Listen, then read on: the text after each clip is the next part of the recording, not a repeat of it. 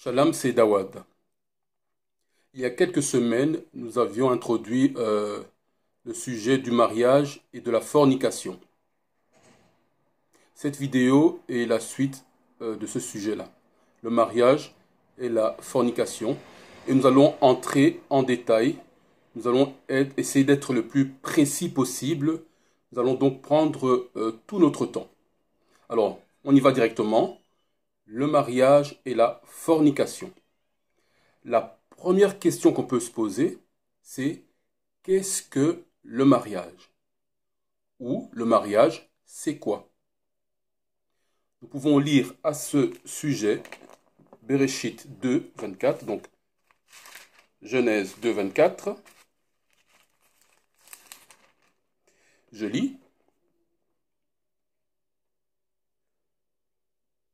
C'est pourquoi, et c'est Yahweh qui parle, le Créateur, c'est pourquoi l'homme quittera son père et sa mère et s'attachera à sa femme, et ils seront une seule chair. Ici, on a une première indication. Le mariage concerne un homme et une femme.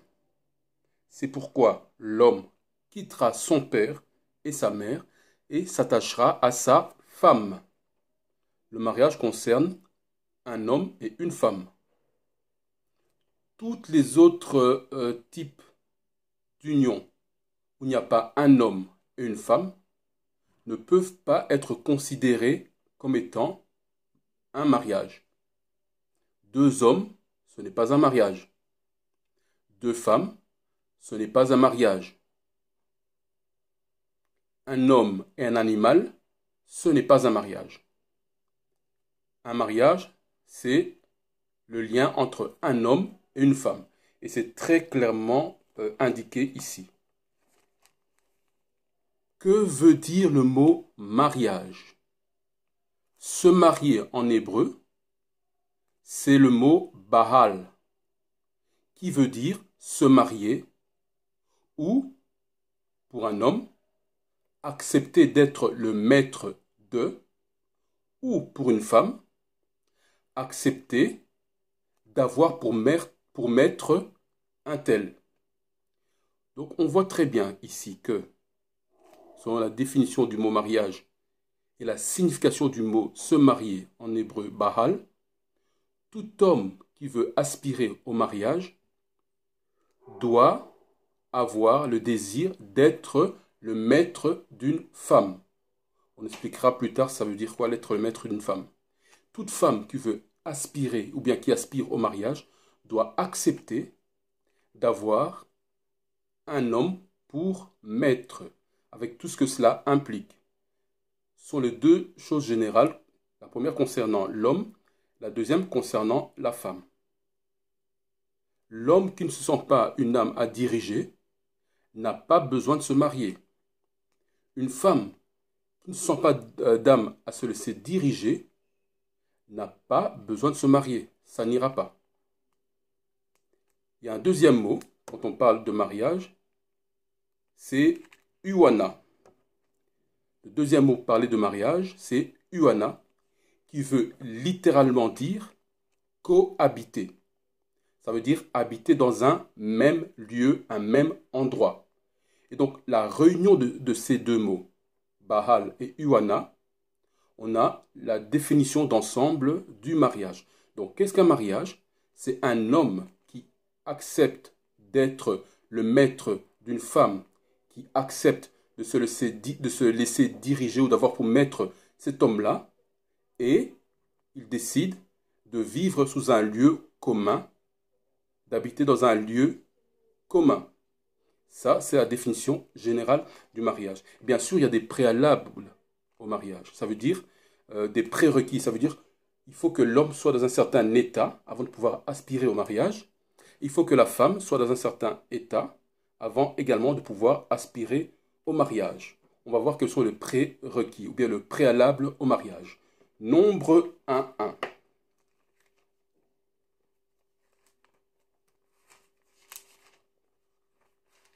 Nombre 1.1.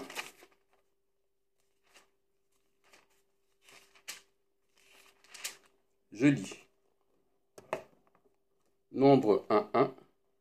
Bamidbar. Elohim parla à Moïse, ou Yahweh parla à Moïse, au désert de Sinaï, dans la tente d'assignation, le premier jour du second mois de la seconde année, après leur sortie du pays d'Égypte ou de Mitzraïm, disant: relevez la somme, c'est au verset 2, de toute l'assemblée des Bana Yasharala ou des fils d'Israël, selon leur famille et selon leur maison de père, suivant le nombre de tous les mâles par tête, depuis l'âge de 20 ans et au-dessus, pour ceux de Yasharala ou Israël, qui sont propres au service militaire. Ici, on a une première indication. L'homme, pour pouvoir aspirer au mariage, doit avoir atteint une certaine maturité. Ici, l'âge est fixé à plus ou moins 20 ans. On parle de 20 ans et au-dessus pour l'homme. Ça veut dire qu'il atteint l'âge où il peut fonder une famille, où il peut prendre une femme, où il peut diriger une femme.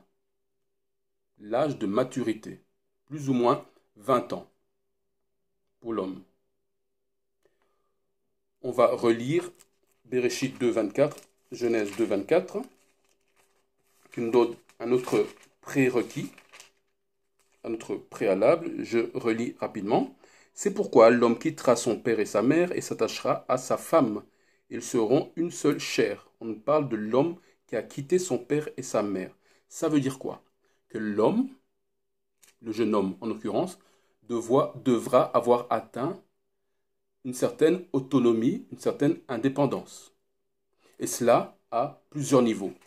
On parle ici de l'indépendance, on sous-entend l'autonomie financière, l'autonomie au niveau de la sécurité, l'autonomie au niveau de la Torah et l'autonomie générale. Je vais, sans trop entrer dans le détail, rapidement expliquer.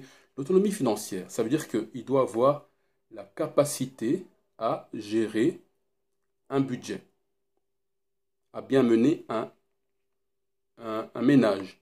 Il doit avoir l'esprit d'entreprendre, d'entreprise, de pouvoir créer de la richesse. Il apportera ce savoir-faire à la femme et à la famille. Comment faire pour créer de la richesse? L'autonomie de sécurité.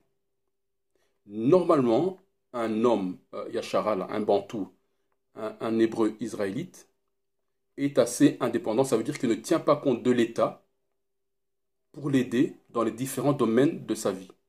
Il pourra avoir un temps où l'État n'assure plus la sécurité, la santé et tous les différents biens, mais le Bantou, l'homme Bantou, doit pouvoir lui-même être autonome à ces niveaux-là.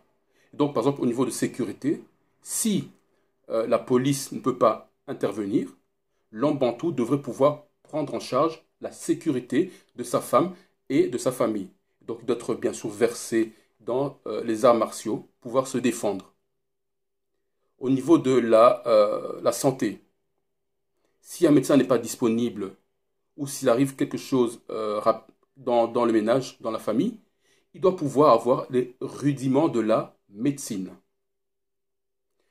Au niveau de la Torah, l'autonomie de la Torah, bien sûr, doit pouvoir connaître la Torah, connaître les différentes lois, les mettre en pratique lui-même et les appliquer et donc montrer l'exemple à sa femme et à ses enfants. Il doit pouvoir leur expliquer les différentes lois.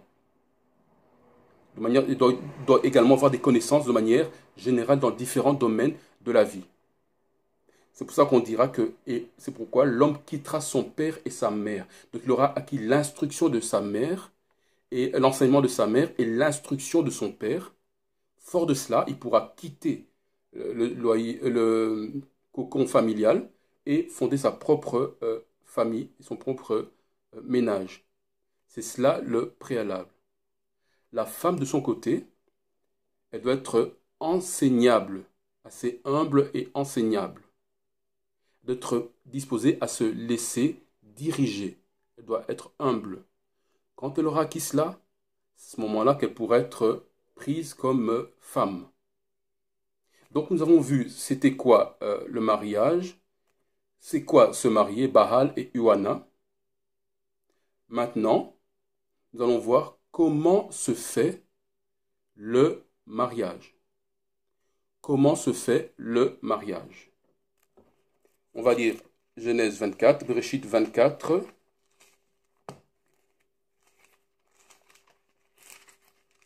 Et ça fait partie des rares chapitres où on parle du mariage.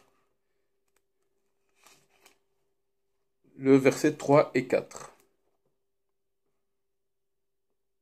C'est Abraham qui parle à son serviteur. Je te prie, mais je te prie ta main sous ma cuisse, et je te ferai jurer par Yahweh, la puissance des cieux et la puissance de la terre, que tu ne prendras pas de femme pour mon fils d'entre les filles des Cananéennes parmi lesquelles j'habite, mais tu iras dans mon pays et vers ma parenté, et tu prendras une femme pour mon fils, pour Yitzhak. Et le serviteur lui dit, on va s'arrêter là. Donc tu prendras pour mon fils, pour Yitzhak. Ici, on pose la question, comment ça se fait? Première chose, on voit que c'est le père, donc Abraham, qui demande au serviteur d'aller chercher une femme pour son fils. La première étape, c'est quoi? C'est le père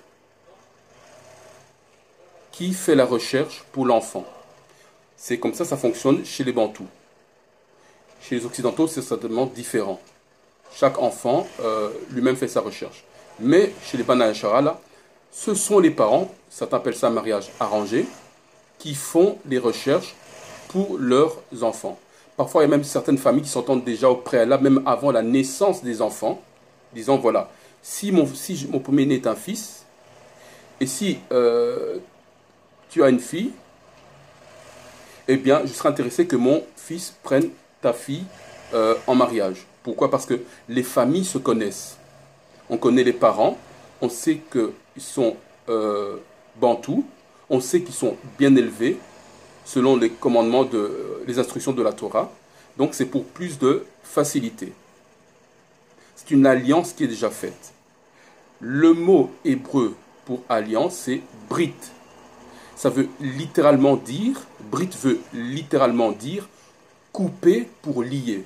Rappelez-vous, quand on était petit, on se coupait, par exemple, un morceau de la main, le sang coulait, on disait voilà, je te promets de rester ton ami pour toute la vie.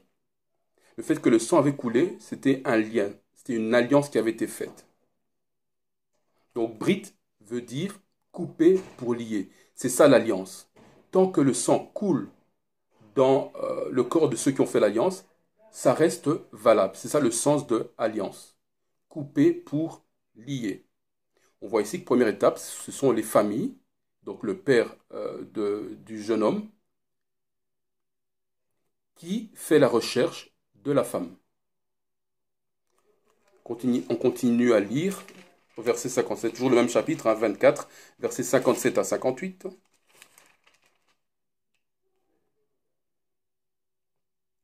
Appelons la jeune fille. Donc ça, c'est le serviteur qui est dans la famille de la jeune fille, c'était Rebecca en l'occurrence. Et c'est les parents de Rebecca qui disent au serviteur, appelons la jeune fille.